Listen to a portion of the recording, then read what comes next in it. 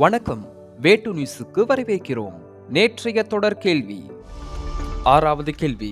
2029ஆம் ஆண்டில் ஏஎஃப்சி மகளிர் ஆசிய கோப்பையை நடத்தும் முதல் மத்திய ஆசிய நாடு எது? Option A Kyrgyzstan, option B Uzbekistan, option C Tajikistan, option D Afghanistan. சரியான பதில் option B Uzbekistan.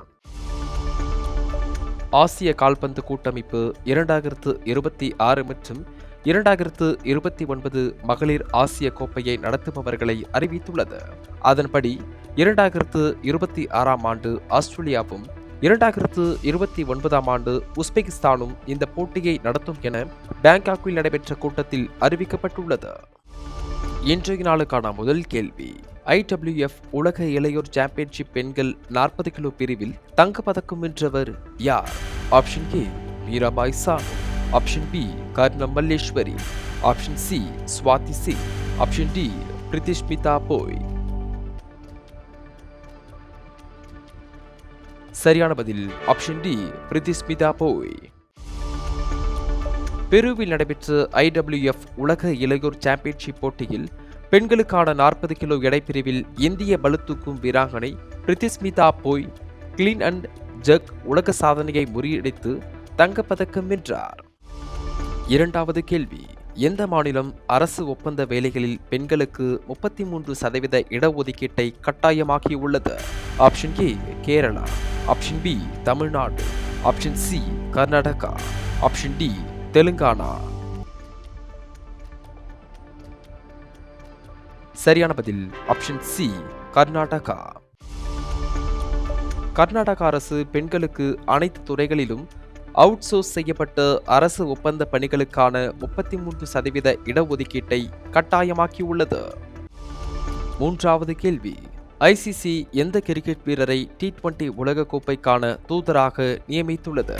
Option A Shahid Afridi, option B Sachin Tendulkar, option C Virender Sehwag, option D Ricky Ponting.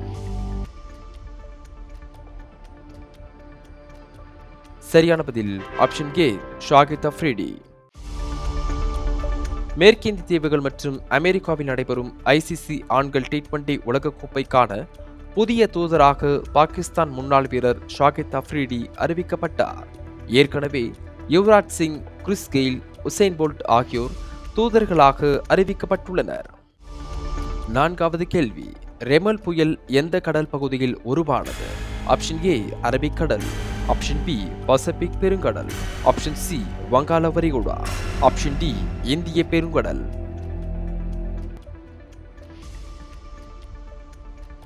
சரியான பதில் ஆப்ஷன் சி வங்காள விரிகுடா. தென்மேற்கு வங்கக்கடலில் நிலவிய காற்றழுத்த தாழ்வு பகுதி வடக்கு திசையில் நகர்ந்து தீவிர புயலாக வலுப்பெற்று மே 26ஆம் தேதி வங்கதேசம் மற்றும் அதனை ஒட்டியுள்ள மேற்கு வங்க கடற்கரையை கடந்தது. இந்த புயலுக்கு ஓமன் பரிந்துரைத்த ரிமல் என்ற பெயர் சூட்டப்பட்டது. ஐந்தாவது கேள்வி. இளம் வயதில் எவரெஸ்ட் சிகரத்தை அடைந்து சாதனை படைத்த இந்தியர் யார்? Option A Kamya Karthikeyan, option B Rishabh Dev, option C Vaibhav Pant, option D Pankaj Tripathi. சரியான பதில் ஆப்ஷன் ஏ காம்யா கார்த்திகேயன். இந்தியாவின் காம்யா கார்த்திகேயன் 16 வயதில் 8849 மீட்டர் உயரம் கொண்ட எவரெஸ்ட் சிகரத்தை ஏறி சாதனை படைத்த இளம் வயது இந்தியர் என்ற பெருமையை பெற்றுள்ளார். எவரெஸ்ட் சிகரத்தில் ஏறிய உலகின் 2வது இளம்பெண் என்ற பெருமையையும் அவர் பெற்றுள்ளார். ஆறாவது கேள்வி.